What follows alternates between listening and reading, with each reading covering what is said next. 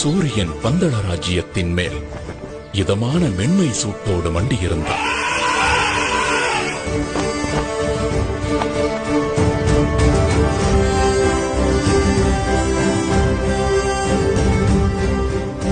மன்னர் ராஜசேகரன் ஆட்சியில் பந்தள ராஜ்யமே சீரோடும் சிறப்போடும் இருந்தது.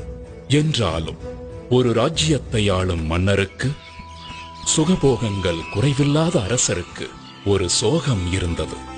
ஆம், அதுதான் புத்திர சோகம்.